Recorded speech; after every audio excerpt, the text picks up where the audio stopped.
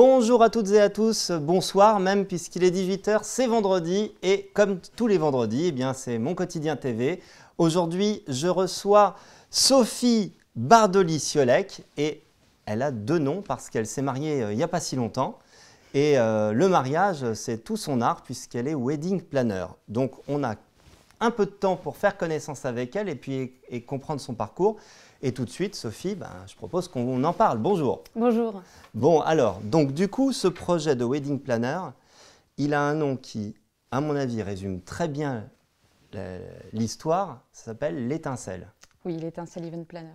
Voilà, alors l'étincelle, pourquoi ce nom? Parce que Sophie, vous avez eu un parcours qui est passé par plein d'étapes et puis finalement qui a fini par faire une boucle. Tout à fait. Mais la meilleure pour en parler, c'est vous. Alors racontez-moi comment tout a commencé. Alors tout a commencé déjà par mes études artistiques. Ouais. Donc j'ai un bagage de dessinatrice graphiste à la base. J'ai fait aussi des études à Paris, à l'école Boulle, dans l'agencement de l'environnement architectural. Ouais. Et j'ai poursuivi par une formation de visual merchandising, également à Paris. Et j'ai eu la chance de faire un stage au Pays de la Magie à Disneyland Paris. D'accord, donc ça c'était le déclic. Vous avez su que les formations que vous aviez réalisées étaient ce qu'il vous fallait pour vous lancer dans la carrière professionnelle. Ce stage, il a débouché par un contrat? Tout à fait. Ouais. Donc j'ai travaillé pendant 8 ans en tant que visual merchandiser à Disneyland Paris. Et donc j'avais déjà cet amour de l'esthétisme, de la décoration. Et j'avais envie de pousser un petit peu plus loin cet art. Et j'ai fait une formation de wedding planner. Mais à l'époque, je n'ai pas encore osé franchir le pas de l'auto-entrepreneuriat parce que je suis tombée enceinte. Donc voilà, une étape de la vie importante pour une femme. Et j'ai eu ce déclic, ce que je qualifierais un petit peu comme une nuit noire de l'âme, où on se pose 1000 questions. On se dit, mais est-ce que c'est vraiment ça que je suis censée faire? Est-ce que ça correspond à mes valeurs?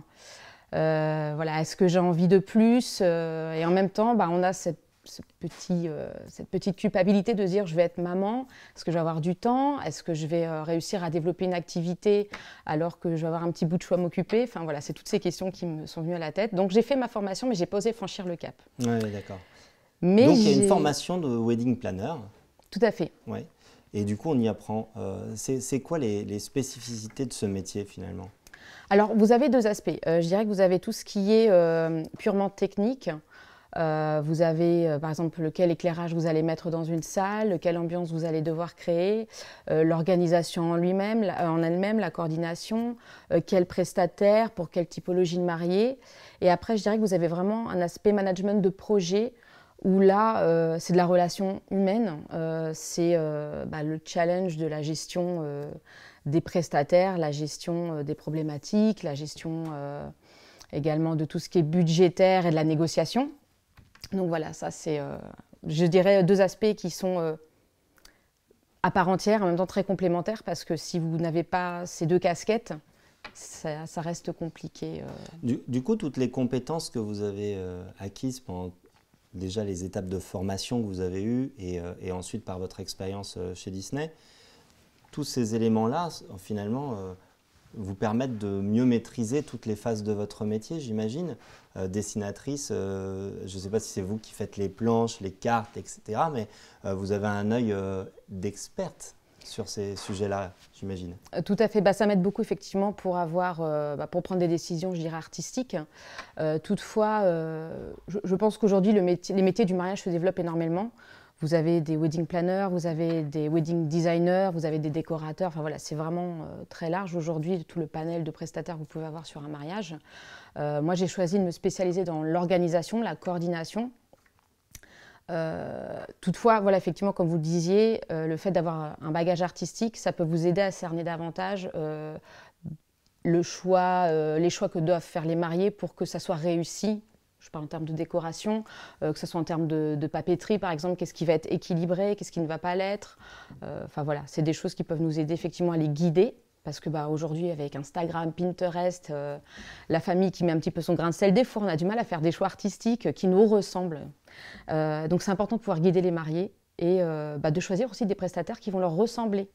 Et Dieu sait qu'il y a des prestataires de talent Donc je pense qu'effectivement ce bagage m'aide à pouvoir cerner tout de suite pour quelle typologie de marié mettre voilà, telle typologie de prestataire et on sait que ça va matcher par la suite.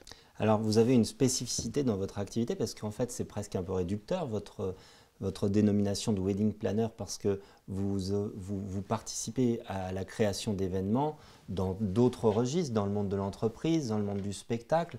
Vous avez une gamme assez large finalement d'activités. C'est finalement on fait un copier-coller, la méthode reste la même, c'est ça ?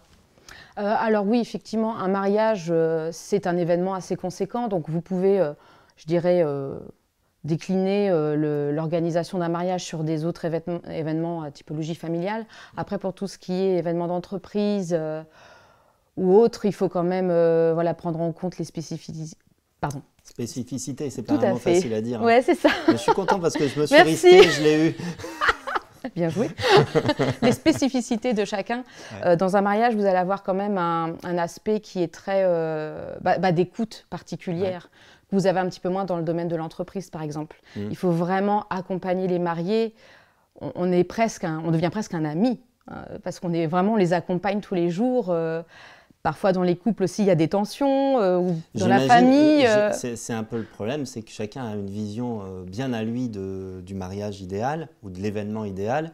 Et il faut réussir à trouver les compromis, à mettre d'accord tout le monde et que ça ne soit pas frustrant, c'est ça ? Tout à fait. Ouais. Parce qu'il est dur aujourd'hui, comme je le disais, avec toutes les inspirations qu'on a et puis l'influence qu'on peut avoir de nos proches, il est dur finalement de faire l'événement qui vous ressemble et qui vous fait plaisir. Il y a aussi toutes les conventions, toutes les traditions. Alors après, tout dépend des cultures. Mais on a du mal des fois de sortir des carcans, voilà, des traditions et de faire vraiment ce qu'on a envie. Moi-même d'ailleurs, quand je me suis mariée, il y a des questions que je me suis reposées et puis j'ai ajusté des choses en me disant mais non, mais ça je ne vais pas le faire en fait parce que ça, c'est pas moi.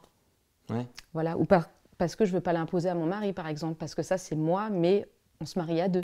Donc voilà, il faut effectivement jongler et faire des compromis. J'imagine que ça a été curieux pour vous de vous retrouver de l'autre côté de la barrière, en même temps complètement. Enrichissant. Ah, complètement. Alors, vous êtes fait accompagner par un wedding planner ? Eh bien non. Non ? À regret. Ah oui ? Complètement. Alors, en tant que maman de 2 petits garçons, ayant justement, comme on l'évoquait, un poste à côté, toujours à Disneyland Paris dans l'accessibilité, je disposais de peu de temps. Alors, c'est un gros investissement de temps d'organiser soi-même son mariage. J'ai la chance d'avoir, comme on le disait, un bagage artistique, etc., qui fait que je sais organiser un événement. Toutefois, ça prend beaucoup de temps. On a aussi des fois des mauvaises surprises, il faut être honnête. Et se faire guider par des professionnels, c'est quand même, ça vous évite nombre déboires. Parfois, ça se passe mal quand même, comme dans Le Sens de la fête. Oui. Est-ce que ça vous a fait mal de regarder ce film ? Ouais, quand même, je vais l'avouer. Mais alors, ça arrive qu'il y ait des mauvaises surprises, mais je dois dire que c'est quand même quand on a des mauvaises surprises, ça va être une coupure d'électricité. Voilà, c'est vraiment quelque chose que malheureusement on n'a pas pu prévoir. Ça va être quelqu'un qui tombe au mariage, qui se fait vraiment mal. Enfin voilà, c'est vraiment des choses qui sont malheureusement que vous ne pouvez pas prévoir à l'avance. Donc bon, mais on gère sur l'instant. Et puis le but justement du wedding planner quand il est là le jour J, c'est de s'occuper de toutes ces petites choses pour que les mariés, eux, n'aient qu'à profiter des sourires de leurs invités, des larmes de joie et de bonheur, et voilà, qu'ils n'aient pas à se soucier de ce genre de petits désagréments qui, au final, on achète la sérénité à son événement, c'est ça ? Tout à fait. Alors, l'autre argument qui m'a un peu accroché quand on a préparé l'émission, c'est justement ce dernier parcours avant de vous lancer, entre guillemets, ce travail spécifique que vous avez eu à Disney autour du handicap, enfin de l'accessibilité. Est-ce que vous pouvez nous raconter un petit peu ce que c'était que cette expérience ? Tout à fait. Alors ça fait 6 ans maintenant que je travaille donc aussi à Disneyland Paris en tant que coordinatrice de projet pour l'accessibilité des visiteurs qui sont en situation de handicap ou à besoins spécifiques. C'est-à-dire que quand un visiteur vient à Disneyland Paris, s'il a une situation de handicap, il doit pouvoir avoir des services pour compenser ce handicap et profiter au mieux de la destination et de son séjour. D'accord, mais alors on imagine que le parc de toute façon a des obligations légales, les accessibilités aux différents manèges, toutes ces choses-là. Donc en fait, votre rôle, il consiste quelle est la mission particulière que vous avez, puisque, entre guillemets, le parc est déjà accessible? Tout à fait. En termes d'infrastructure, Oui. il est effectivement. Moi, mon but, c'est d'aller plus loin, et c'est de toute façon toujours l'ambition de Disneyland Paris, c'est d'aller plus loin dans le service, dans l'excellence, dans les innovations pour améliorer le séjour des personnes en situation de handicap. Donc là, par exemple, on a développé l'audiodescription. On a d'autres projets qui vont venir par la suite, mais voilà, le but, c'est vraiment toujours d'aller plus loin pour que la magie soit accessible à tous, quelle que soit votre situation de handicap ou votre besoin spécifique. D'accord. Et du coup, la magie, c'est quelque chose que vous essayez d'œuvrer, aller plus loin. Du coup, c'est ce projet que vous avez eu, parce que finalement, le Covid a eu des conséquences négatives pour tout le monde, y compris pour vous, j'imagine. Oui. Mais ça a été aussi une grosse période qui vous a permis non seulement de vous remettre en question, et en même temps d'assembler les pièces du puzzle, finalement, c'est ça? Oui. C'est vrai que cette période de confinement qu'on a tous vécue, qui était un petit peu particulière, c'était assez privilégié pour un moment d'introspection. Et quand je me suis un petit peu posée, là justement, que j'ai pu me dire, bon, voilà, où en es-tu? T'es mariée, t'as tes enfants, voilà, qu'est-ce que tu fais d'autre? Maintenant, les petits bouts de chou sont plus grands. Je n'ai plus cette culpabilité de me dire que voilà, je vais les délaisser si je développe une activité. Et j'ai toujours cette passion dévorante de l'univers du mariage qui est presque obsédante, hein, parce que vous savez, quand vous avez comme ça, je dirais presque, c'est pas une mission de vie, mais voilà, quelque chose qui vous tient à cœur comme ça, vous avez cette petite voix dans la tête qui vous dit « mais allez, vas-y !»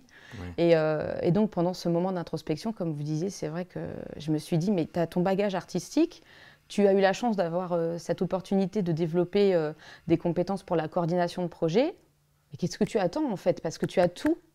Tu as tout en main là pour maintenant franchir le cap, quoi. » Donc là, ça a été l'étincelle où je me suis dit, mais faut se lancer en fait. Voilà, pas le choix, on y va. Bon, alors donc du coup, vous lancez les choses, alors peut-être au pire moment, mais en même temps, ça vous donne du temps pour pouvoir le lancer. Tout à fait. Mais vous le lancez avec certaines, en tout cas, je ne sais pas si on peut appeler ça des certitudes, mais en tout cas des inspirations. Et vous m'expliquez en préparant l'émission, je trouvais ça très intéressant. Finalement, vous avez envie de mettre un peu, de réunir aussi cette mission d'accessibilité, pas seulement au service de vos clients, mais vous avez envie de l'intégrer dans vos prestations aussi. Hein, c'est ça que vous m'avez expliqué. Tout à fait. Racontez-nous.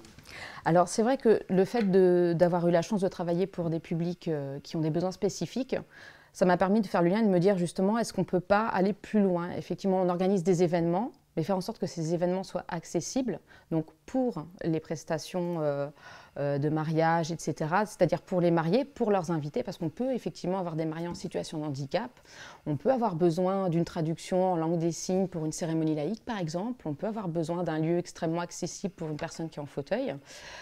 Et c'est ça qui est chouette, en fait, c'est de pouvoir se dire tout le monde a le droit aussi de se marier comme il a envie, tout le monde peut avoir un proche qui est en situation de handicap, et on va faire en sorte que tout soit adapté pour lui, pour cette journée. Donc pour moi, c'est quelque chose, c'est une valeur vraiment qui me tient à cœur, et je pense qu'on a tous envie dans ce monde de changer des petites choses, et si on a l'opportunité même de changer un petit % à notre échelle, avec humilité, hein, encore une fois, essayons. Et effectivement, donc je propose ce service pour mes mariés. Et je propose aussi de contribuer au maintien dans l'emploi des personnes en situation de handicap, notamment dans les ESAT, en sous-traitant certains services, par exemple la mise sous pli de papeterie de mariage, voilà, des ESAT, ou l'achat de prestations qu'ils font. Par exemple, ils font du miel parfois, ou des jus de pommes, des choses biologiques, locales. Et moi, je trouve ça génial de pouvoir leur dire aussi, voilà, on va prendre tel produit, vous allez le customiser à l'image des mariés avec l'art papeterie, etc. Et on va distribuer ça comme cadeau de mariage aux invités. Donc voilà, il faut avoir envie, effectivement, hein, je peux comprendre qu'il y ait des mariés qui ne pensent pas à ça.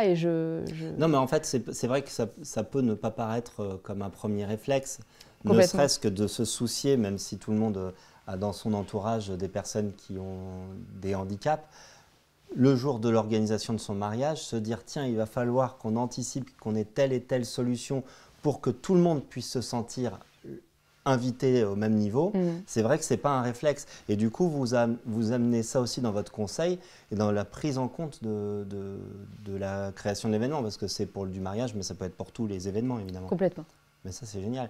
Alors, on a sans doute des jeunes qui vont, enfin des jeunes ou des vieux d'ailleurs, enfin, des gens plus ou moins mûrs qui vont se marier cette année.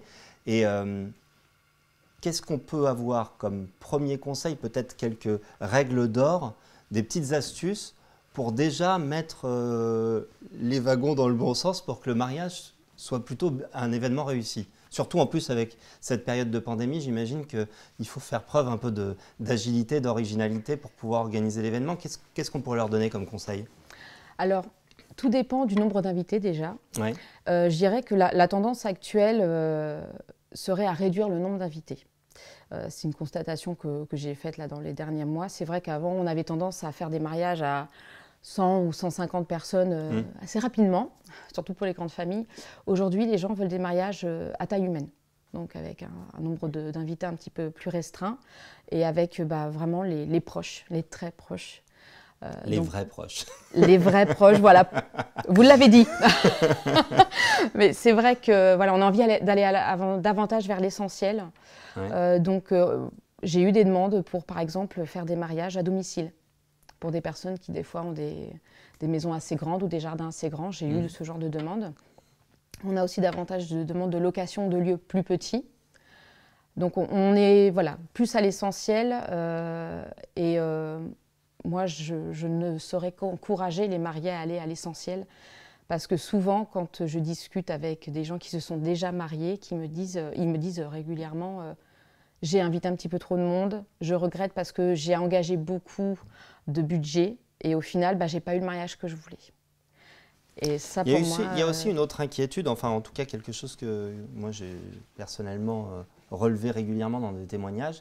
Souvent, les mariés nous disent j'ai pas réussi à profiter de mon mariage.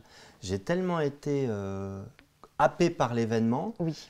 Une fois qu'il était fini, je me suis dit, finalement c'est passé. Et il reste les photos, ce qui est déjà bien. Et puis, mais comment c'est aussi un élément un peu sensible, sa clé même de la réussite du mariage, c'est que finalement les mariés puissent évidemment se délester des choses, mais aussi voilà, que l'événement soit peut-être pas trop dense. Il y a une question de nombre de gens, mais j'imagine aussi que vous avez ça. C'est vrai qu'on a tendance à dire il faut prévoir des animations, il faut prévoir plein de choses, mais vous savez, quand les gens qui viennent à votre mariage sont heureux, vous aiment tout simplement, vous n'avez pas besoin de faire... Enfin, ça après, c'est vraiment mon opinion personnelle.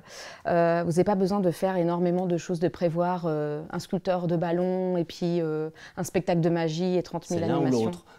Déjà, hein.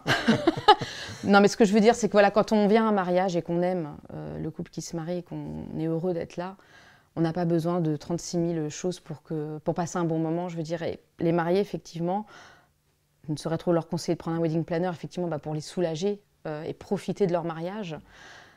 Toutefois, allons à l'essentiel, allons à l'authenticité. Et quand, de toute façon, c'est vrai qu'il y a de l'amour, ça se voit et les gens s'amusent et sont heureux d'être présents. Donc, vous êtes une spécialiste du conseil pour les gens qui veulent organiser leur mariage, leurs événements. Maintenant, je vais vous demander de jouer un petit jeu avec moi. Okay. On a cette année les élections présidentielles qui arrivent et vous êtes une professionnelle, mais vous êtes également une citoyenne. Eh bien, le conseil que j'aimerais que vous donniez maintenant, ce serait un conseil de 3 priorités que vous auriez besoin de conseiller à un candidat qui aurait éventuellement vos préférences, sans savoir qui c'est, c'est pas le sujet. Mais pour vous, en tant que citoyenne, qu'est-ce qui vaudrait mieux que le président s'attache à faire dans les premiers mois de son nouveau mandat pour changer les choses en France? C'est pas évident comme question. Non, c'est pas simple. Mais en plus, vous avez des enfants, alors vous allez me dire l'éducation. Alors, pas forcément. C'est sûr que, en tant que maman, la première chose qui m'est venue à l'idée, effectivement, ce sont les enfants. Après, je dirais pas l'éducation particulièrement. Mais j'irais jusque même à la protection de l'enfance, tout ce qui tourne autour de l'enfant, parce que les enfants, c'est l'avenir, tout simplement. Ouais. C'est notre avenir et à tous les niveaux, ils méritent notre priorité. Que ce soit en éducation, en termes de protection, en termes de santé. Enfin voilà, je pense que c'est l'avenir, tout simplement. Est-ce qu'il y a d'autres enjeux qui vous paraissent primordiaux, soit parce qu'en France, on a pas réussi à résoudre le problème ou parce que c'est un enjeu qui dépasse d'ailleurs nos frontières peut-être? Est-ce qu'il y a d'autres axes sur lesquels le président de la République et son nouveau gouvernement devraient travailler?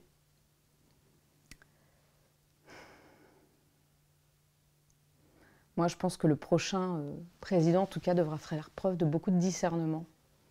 Donc, voilà, je ne vais pas développer parce qu'il y a des sujets qui sont effectivement très, je dirais, tendus en France actuellement, mais je pense qu'en tout cas, savoir rassembler les gens et ne pas les diviser, miser sur l'amour que les Français ont déjà entre eux, mais pour leur pays aussi, je pense que ça serait déjà énorme. Alors c'est un peu facile pour un wedding planner de parler d'amour, mais... c'est facile, en même temps c'est votre métier, c'est peut-être ce que vous savez raconter le mieux. Peut-être. Mais en tout cas, voilà, je pense que faire preuve de discernement et savoir rassembler les gens et non pas les diviser, je pense que c'est un grand challenge pour le prochain en tout cas. Très bien. Eh bien, écoutez, merci pour ces conseils. J'espère que le futur président de la République en tiendra compte. Moi, je vous remercie tous de nous avoir suivis. J'espère que vous avez passé un agréable moment en notre compagnie. La semaine prochaine, un nouvel invité. J'espère que vous serez aussi nombreux à le regarder. D'ici là, je vous souhaite un bon week-end, une bonne semaine et je vous dis à bientôt. Ciao.